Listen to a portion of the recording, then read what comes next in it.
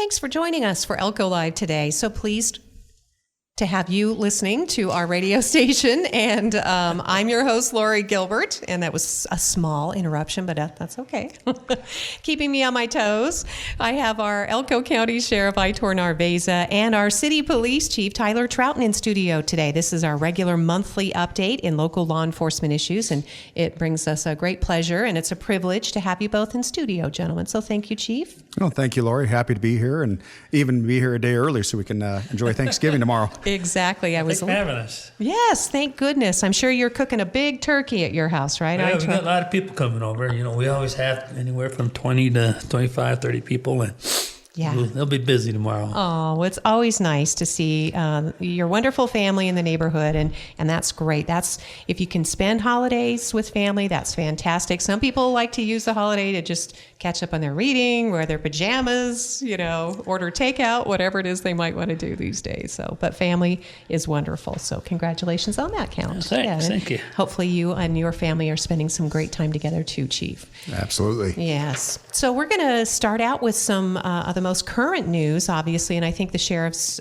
Department actually may have you beat right now, Chief, just because you have an active search for a missing woman. Very strange circumstances out in Currie. And we don't mean that it's suspicious. It's just it's really frustrating.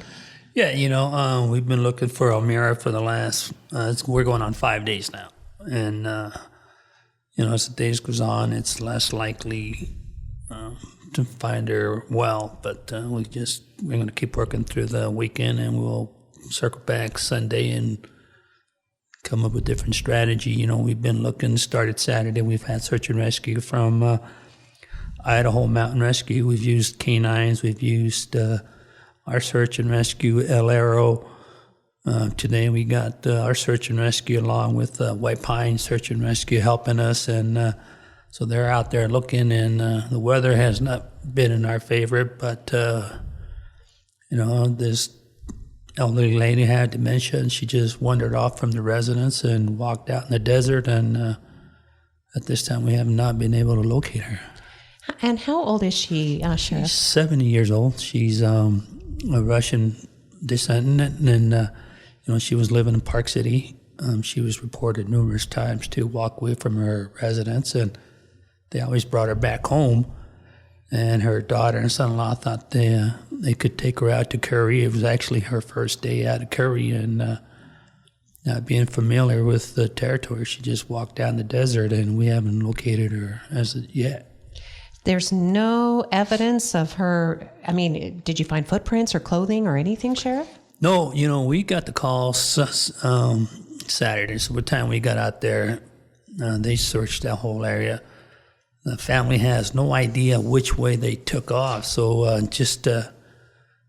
we looked for tracks. There were some ponds out there. They went and searched the pond area near the water. There was no footprints near the water. We used El Arrow. There were some lakes out there, but the ice is still intact. Nothing was disturbed or appeared to be broken through or anything. The pond nearest to the house is about 6 feet deep, and the other pond's about 4 feet deep, and the other one's running, and the other one's frozen. So we've looked at abandoned buildings. We get up on the hills and scout, walk. We've used dogs, helicopters, nothing yet. Elmira, and her last name is Boritskaya, and as you said, she's a Russian immigrant to the country. I don't know if she's been here long, but only to Elko County, as you said, that one day. Just one day in Elko County. They picked her up that same day from Utah, and they brought her here. Okay, to live with family, that was the intent. So again, Currie is a very remote location, and it does happen to be the same vicinity of where a California man was apparently last seen, and there was proof that he had gone off into the desert, Sheriff. Yeah, that individual, we tracked him for about 18 miles out through the brush, and there were signs where he had taken his shoes off and his socks off, and he appeared to be crawling, and we found his shoes in the spring this year, so we're still looking for him, and hopefully we can bring this one to a close. And but as the days go by, at one point it's going to turn into a recovery probably, and because it's getting colder and colder, and we have to go from there. Hopefully we find her alive, and if not, we'll keep working through the weekend to probably Sunday, and we'll regroup and figure out what to do different. Is there any indication, Sheriff? I mean, Currie is right off the roadway there, right? Could somebody have picked her up? Is that possible? I mean, You know, from where she lives to the highway is probably 500 yards if you go the way the bird flies.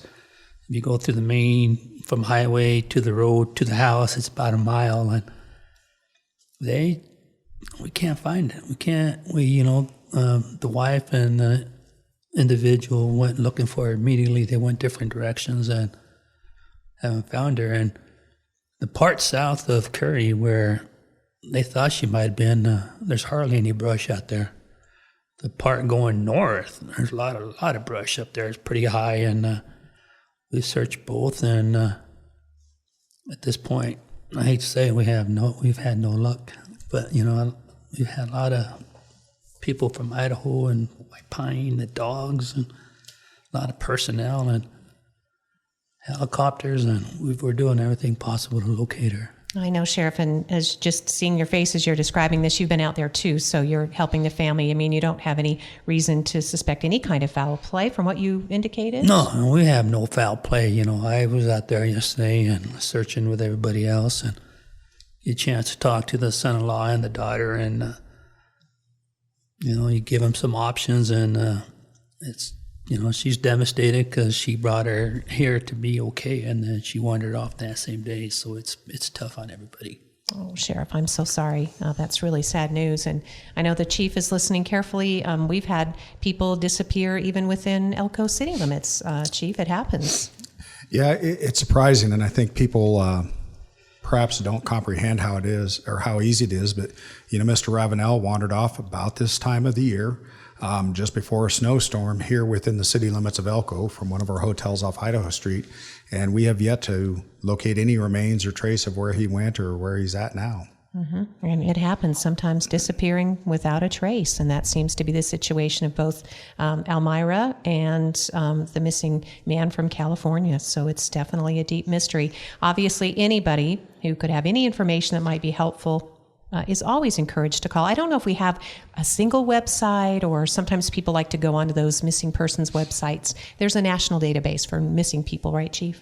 Yeah, so once they're entered into the NCIC system, that information is in there in case they are located or stopped or just have any interaction with law enforcement throughout the country. But, again, the hard part too is, especially somebody of diminished capacity and stuff, they may not have any identification upon them. They may not be able to express their own identity. And so it does make it complicated. Quite frequently, there's items that will come through the state fusion centers of, persons found, remains found, different things like that, seeking for, some link that would identify who they are. And it is important to mention, Chief, that as you just described, someone with a diminished capacity, Alzheimer's, dementia, any kind of disability, we had that situation with a woman that, and she was found just up North 5th Street. Remember Ms. Cano? And yes, and so she wasn't that far from home either, but she'd gone off in a wrong direction. Got stuck. Yep, got stuck, it got cold, and she perished. Mm-hmm. Yep. Within a couple of miles, I think, of Elko. Yeah, she was just a little bit up there at the towers up there off 5th Street, Mm-hmm. Yeah, so it's important that we try to check in on our neighbors, do everything we can. The thing with safe. people with dementia, not only you just have no idea which way they're headed, what they're doing, because they're not in the right mind. So we got to find her, and we're just going to keep doing what we can. That's all we can do. Well, thanks, Sheriff. Aitor Narvaiza, and sitting alongside our city police chief, Ty Trouten. Certainly sad news going into this holiday season. There was a good news over the weekend in that you were able to rescue a missing Carson City man. It seems like he may have done everything right other than going off into a ditch. Yeah. Mr. Gransberg, he's a good guy. He was reported missing from his family. They hadn't heard from him for a couple of days, and we were able to get a helicopter up there. We had a pretty good idea from what we had some GPS coordinates that he had given her previous where he had camped before. So for us, it was a good start, and we were able to get a helicopter up there. They found him walking towards Merritt Mountain. He had a hell of a walk. Merritt Mountain's a big climb, and they found him up there, and they landed, and they got him in the helicopter. And then, we had crashed the vehicle. One of our deputies slid into a tree, and there was some damage. So we had to cut the tree, get the patrol car out. Then we had to go back and get this individual unstuck. And it was a mess, but, everything's okay. But it's not the best way. But you know what? I'd rather fix a door than lose somebody. And it's no big deal. Oh, well, Sheriff, and we know that you also efforted plenty of rescues and had lots of success on the days when you were a deputy in places just like that. Yeah, So. it happens. You get out in the wilderness, and it's you're at the mercy of nature. Road conditions, like this guy just slid down a ravine, and luckily, from this picture, he nosedived in a ravine, and Yeah, and it was a newer model, well-equipped pickup truck in good condition. And he's just lucky he didn't flip it over and get hurt. And, he was able to stay with the vehicle and had place to heat. And we found him walking the next day. So Aitor did a hell of a job finding him. And and Department of Wildlife, I guess, helped out too. Fish and Game, that's the thing. Jason Jackson, Lieutenant Jackson, every time we call Fish and Game, they're always there to help us. They know the areas. They're always being out in the hills. So they're our go-to guys and our guys, and Lieutenant Jackson's always out there helping us. Well, we know that both of you gentlemen like to get out and enjoy the backcountry and various recreation pursuits, and there is technology available. We were just talking with Julie Gabrielson. Her broadcast airs tomorrow with Nevada Department of Wildlife, and she said, in this case, he filed the trip plan. His family knew where to look. He didn't change plans, so it worked out. It could have had a very different outcome. I just had lunch with Lieutenant Fisher, and he's going out elk hunting tomorrow. He already sent out messages to Justin and I, and like, hey, this is where I'm going to be. And that's what you do, right? That's what you got to do. You got to be prepared. And at least we had a starting location with Mr. Gransberg, and it was nice. I was going to say, when you talk about almost 18,000 square miles of territory, Elko County alone, that's a lot of territory to cover. And again, I don't think people comprehend how much space that is or how difficult it can be. A vehicle like that, semi-hidden by trees, obscured from the air, maybe even from the road. Really in this state, and we've seen this before, the weather, the environment can kill you quite quickly, quite easily. Your best defense, be prepared, make sure people know, have the supplies, the things you need to survive when things don't go right. Mm-hmm. And just be smart. I just seen earlier this morning, NHP or Nevada State Police put out notice about just yesterday alone 5 deaths for accidents. Yes, sir. Wow. And again, we're having that weather change. We're getting rain. It gets cold. It freezes. Black ice. People just driving too fast for conditions. That's 5 people, as they so aptly put, who won't be seated around the Thanksgiving table tomorrow. It isn't difficult to prevent a lot of these things if people just slow down, take it easy. Obviously don't drink and drive, things like this. But just please be smart. I noticed this morning coming in fact, talked to a person today that just moved into our area, did not understand what black ice is. Well, the roads are just wet, not at 21 degrees they're not. Yeah. It's slick. People need to learn. We usually see the first couple storms of the year, the accidents go up because people forget how to drive safely in them. Biggest cause, too fast, just driving too fast. Mm-hmm. And the best, most modern, well-equipped vehicle is just as susceptible to sliding, no matter how great your tires. That's just the nature of it. Once you get on ice, people think just because they have four-wheel drive, they can get your four-wheel drive, and it's still going to slide. It's just the nature of the beast, and people just need to slow down a little bit. All right. Good advice, especially if you're traveling over this holiday season. Talking with our sheriff, Aitor Narvaiza, and our city police chief, Tyler Trouten, today as we do our monthly update in local law enforcement news. So we covered the missing woman, the Carson City man who was rescued, which was really important. Anything else, Sheriff, that's, because like I said, we kind of started with the big heavy news with you. Anything else going on in the department? We're doing pretty good. Everybody's busy. Holidays are upon us. Jail's busy. The jail. What is your inmate population these days? Do you know? I believe we were like 137, 138. The prison prison came up and got 9 the other day. So Okay. yeah, so prison's been, every time they show up, they always get anywhere from 6 to 9. So I would say in the last, they've taken almost 50 people from us. So This sounds like the judges are doing what they can. Judges are doing a hell of a job in sentencing them, and some of those people have been given the opportunity not to go to prison, and they failed for whatever reason, drug court or having to appear to court, and I think the judges give them opportunities and they don't fall through, and at one point you got to say enough is enough. Okay. And I know, Sheriff, you were on hand for NNRH, the hospital's dedication of their behavioral health unit. Really looking forward to that, maybe? Oh, it was nice seeing you there, and Delmo and the commissioners and the mayor, and it's going to be a plus. It's we've been, Chief Trouten and I talk about it all the time on the air, commission meetings, mayor meetings, city meetings, and it's going to be a behavioral unit there at the hospital is going to be a plus. So they got some, I believe it was like 14 beds, I think. Yeah, a couple for with wheelchair places, and so it's going to help us a lot, quite a bit. It'll be geriatric patient specific. Yes. Unfortunately, there's no youth right now, but that was discussed. By the way, for anybody interested in these mental health issues, the Nevada Independent Online is doing an amazing series on rural Nevada, and a lot of local people are featured in those stories. So look those up, and you'll learn a ton about what's going on and the efforts that are being made in behavioral health. So we know the jail is still planning to expand, though, with the behavioral health unit. Yeah, we had this conversation last time we were on the radio. We've submitted the plans, and we're still hanging there. We haven't heard back from the people that make the plans. I know we paid for the plans to be made, so hopefully we break ground in the spring. That's what we're hoping. All right. Should come back before the county commission. And then obviously the city, you're dealing with mental health issues. And that's something that we also ask our local experts, when should people call 911? When to involve police, right? Because we hear the pros, we hear the cons.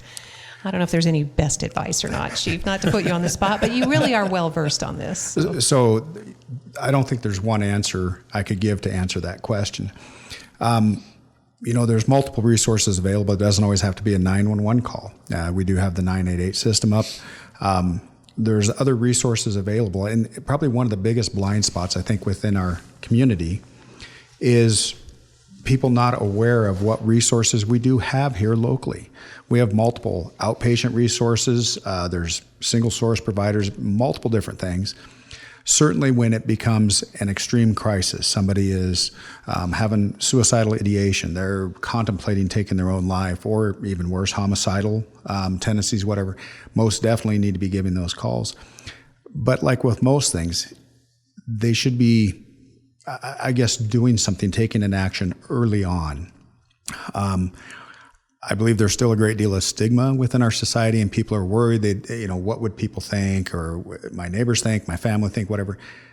It's an illness. Nobody gets ashamed if they have high blood pressure. Nobody gets ashamed if they have diabetes. We know that our bodies are imperfect. This is just a different organ. So we encourage people to seek that help. It is most treatable, most easily addressed early on. And, quite honestly, one of the saddest things is a lot of times it's not addressed at all, and then it ends up rolling over into the criminal side of things. Or in circumstances, like we're just discussing with this person, they're diminished, they're not capable of taking care of themselves. Potential has some very tragic, ending to this. Take action early. And, keep in mind that with the holiday season, have alternatives for alcohol, because sometimes alcohol or drugs can really undermine someone who's already struggling, and you may not know about that struggle. So you can provide some alternatives for that. That's also really common. And we know, Chief, that it's also a sensitive topic in Elko, but I think it's getting better that we remove lethal means whenever possible. Yeah, so they call it, suicide proofing, different things like that. There are steps you can take that are just reasonable steps anyway. Going back, why do we have, child-proof bottles on prescription medications, things like that? Well, you don't want toddlers getting into them. Why do you not keep your chemicals under the kitchen sink anymore? You keep them up. It's kind of the same kind of thing. if you just make it harder to acquire these items or more difficult or even impossible to get these items, it may give you that opportunity, that pause to actually interject, to stop what is happening and get that help. So, it's just, in many ways, it's just good common sense safety practices in a lot of these things. You can hear on the radio all the time now, things about lock up your firearms, different. That's a good practice for a multitude of reasons. We know in our area, firearms are stolen almost daily. Again, if not for any other reason, you could do it for that reason, but there's a host of other reasons as well. So, gun safes, gun locks, those are readily available. Your local gun dealers enjoy selling those things. They really do. They want people to be safe. That's the most important thing. So those are, and you should never, that's the other thing. We were going to talk about that too. People like to idle their vehicles, warm them up in the morning. They forget to secure their valuables. Right? You guys are all nodding and laughing here. Yeah, people go out and warm up their vehicles and they come out 5 minutes later and they're gone. To my knowledge, we haven't had one yet this year, but last few years, Chief Trouten and I have talked. Go out there and warm up the vehicles and they come out 5-10 minutes later and they're gone. We find them up 5th Street or so later, but. Just be careful. Yeah, and don't leave your gun in your glove box or whatever. Yeah, that's common sense too. And especially this year, it's not just the everyday average items people have in their cars.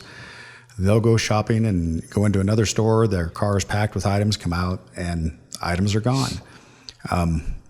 Just basic common sense. I was going to say, feel like we're kind of blue in the face from talking about this, and it's not from the cold, but I reiterate it year after year after year.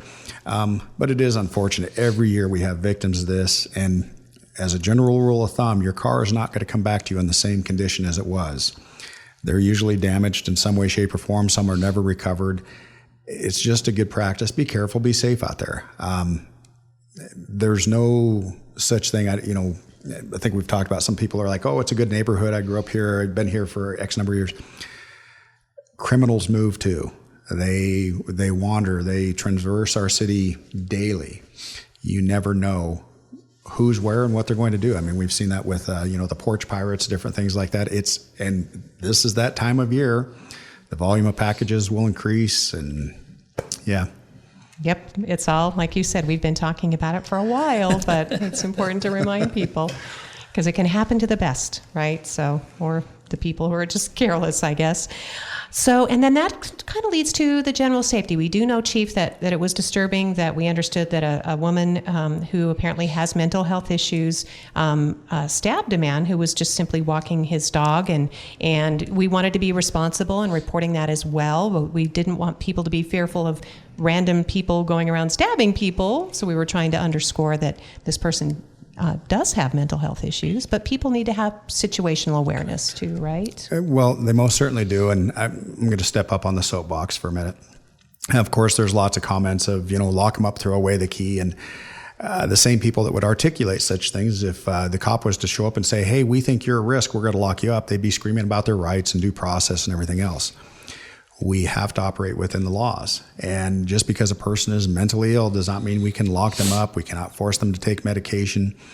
And unfortunately, and this is the sad part, especially we're just talking about the resources available and, when should someone call?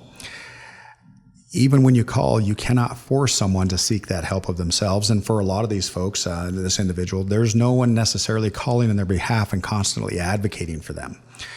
We will call folks out, try to get them help, but if they refuse, we can't make them do that. So it is incumbent upon the rest of the folks to be aware of their surroundings and the things that are going on around them. There's no guarantee, if it was so easy just to see somebody and go, oh, that person's a threat, it would be great for our job. We just go round them up. You don't know. There's no guarantees on things. We've seen that from serial killers all the way down to the, most minor of crimes. There's no look that, criminals have per se.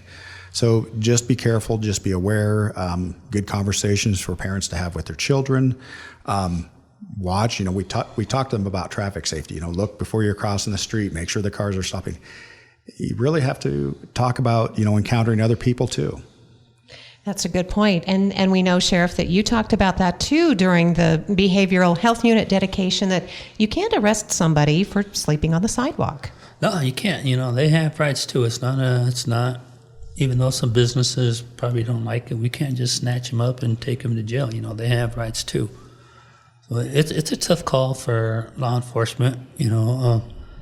Some people say, well, these guys are homeless, they're paying in the behind, but they need help, and we can't just arrest them and take them to jail and violate people's rights. We get in trouble for that kind of stuff. Chief Trouten and I don't want to do that, but it's something that they need help, and hopefully this behavioral unit, they're going to put some guidelines. Met with staff the day prior, and put some rules on what kind of people we can take off and put up there, and because they won't be able to take everybody. Right, There's some people that are too at risk. Right, and if they were to do that, they'd be full in the day, right? So we got to help them out, and we can't turn it into just individual is intoxicated. We can't just take them up there. These guys are going to be doing a heck of a job with they got enough with mental health issues. Mm-hmm. Well, and I think this is important, and we say this again too, often one of our blue face topics, but this is where people, rather than just complaining on social media or fostering or throwing their thoughts out there to foster angst, they need to be getting hold of the representatives and stuff and demanding. Assemblyman Gurr, Senator Ellison. Man, he's new in the job. It's okay. I don't think he's going to hold it against you. Yeah. But they need to be working on these things, and it's not just obviously for Elko. It is statewide. These are statewide issues. These are nationwide issues.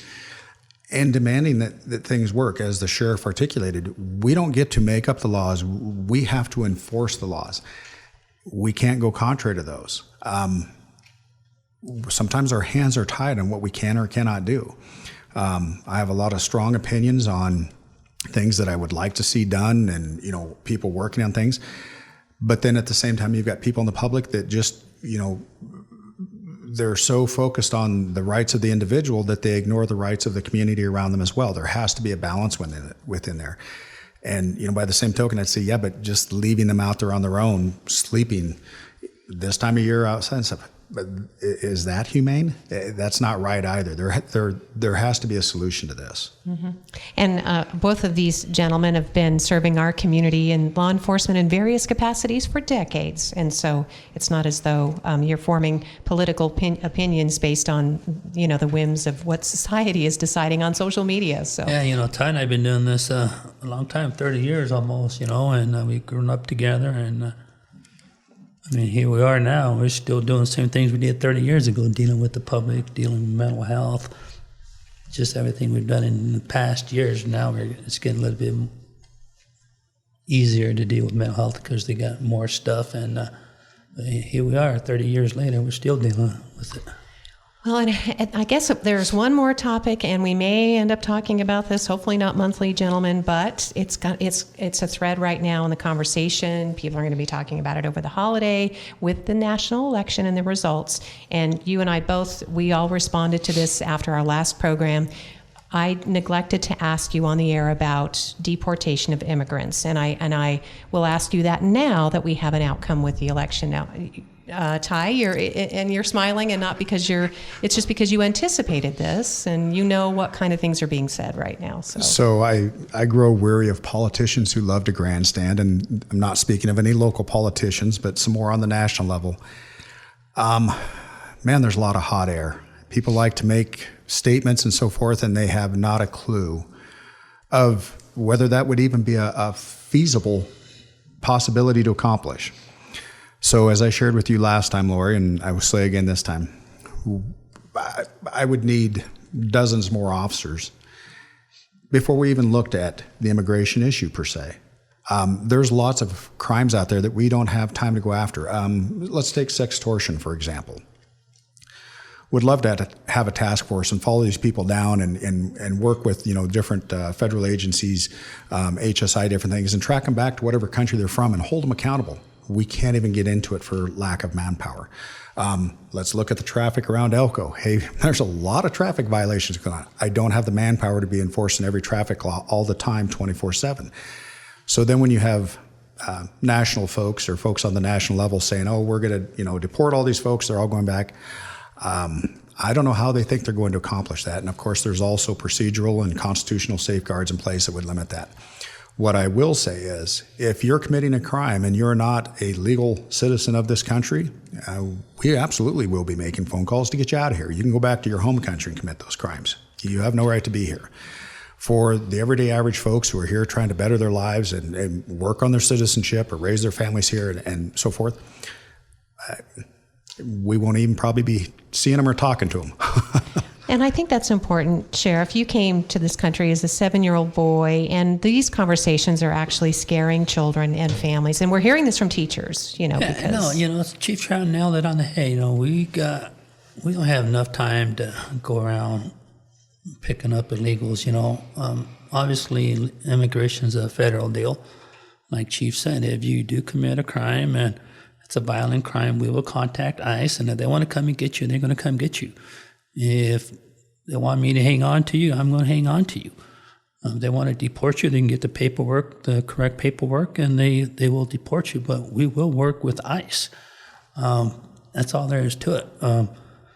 But we're not going to just go gather them up. But if you do commit some sort of crime and you're here illegally, expect a call from immigration. We'll put an immigration hold on you, an ICE hold they call it. And if they say release, we'll release. And if they say detain, we'll detain you until they come pick you up. But like the chief said, we don't have the manpower to just go around picking up people, but we will help out. That's always been the process, right, gentlemen? Yes. No matter who's in the White House. Right. Correct. And, this is, again, like I said, there's a lot of grandstanding in statements. But the truth, the reality of situations, when we have people who are a violent threat. I can think of one individual that I called ICE on. This was shortly after 9/11. A drug investigation, a male who was prostituting a female out. We had actually served a search warrant on the hotel room, had her in custody. He showed up, and in Spanish, he begins threatening her about the things he's going to do. Very violent acts. Quite simple, made a phone call, and he was deported. They came, picked him up. It was much easier back after 9/11, of course. It had really nothing to do with his citizenship status so much as this is a trafficking victim.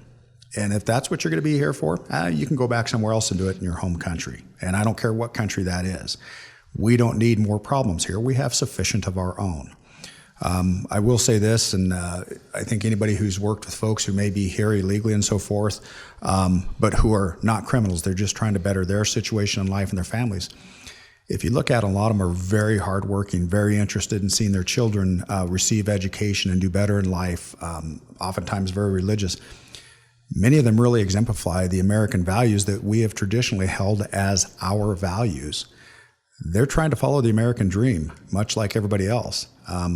They're a little newer to the process than many of our ancestors, but those are not our enemies. The enemies are these criminals who come in and are committing very violent acts. They're involved with drug trafficking, human trafficking. Honestly, I make that call every day to see them out of this country. Thank you, Police Chief Ty Trouten. I was going to say, we had a young man incarcerated who was going to prison here a few months ago, about a month and a half ago, and I met with his mother, who is from another county, and he was going to prison, and she called me and wanted to come see him, but she thought since she was illegal, and if she showed up that I would deport her. I said, Chief Trouten and I it's not about that, right? I let her come in and see her son because she's going to get locked up, and it was just the right thing to do. It's not our job just to go around arresting people. If you're selling dope, committing violent crimes, sex crimes, and you're illegal, yeah, we're going to lock you up just like anybody else, and you're going to go to jail, probably get deported. And, Chief Trouten and I are on board together. Thank you, Sheriff. Thank you, Chief. And hopefully coming right from the sources, people can take that information in. And obviously, if anything changes, we have great relationships in our community, and we'll discuss things as they unfold. If anything were about to change, I trust that both of you gentlemen would reach out and say, things are happening, things are changing, we need to discuss. Yeah, absolutely.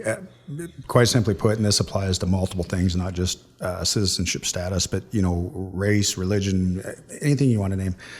We do not have the luxury of just going after any particular group of people. We have our hands full with people who have chosen to commit crimes. And that is where our focus is. That is where we have to direct our resources to, just to ensure the greatest amount of safety for the greatest number of individuals. Please don't let the politicians create this fear-mongering amongst everybody. It's just not real. I don't know, probably thousands, if not tens of thousands of contacts over our careers with people who are not legally here. We have more important problems to address. Correct. Chief Trouten hit it right on the money. It's, if you're committing crimes, you go in. If you're a good person and working hard, you can stay and try to become a U.S. citizen. I say that strongly because if you don't become a U.S. citizen, you're constantly looking over your shoulder. Because at one time, you're going to be thinking, when am I going to get picked up, right? And you got kids that are, this is 10, 12, 15 years now, and you still haven't made citizenship. And so just become a U.S. citizen, do it properly, quit looking over your shoulder, and you'll be just fine. Thank you, Sheriff. I think that's a good place to end it. Wish everybody a happy holiday, right? Yep. Happy and safe holiday for everyone, happy please. Happy and safe, and thanks for having us, Lori. We appreciate it. No. We appreciate the trust that you have, and listeners, thank you for supporting this program. It's a great way to get information directly from the people who are in charge of our safety in our community. So thank you both. Thank you, Lori. Thank you, listeners, for joining us for Elko Live today here on KELK.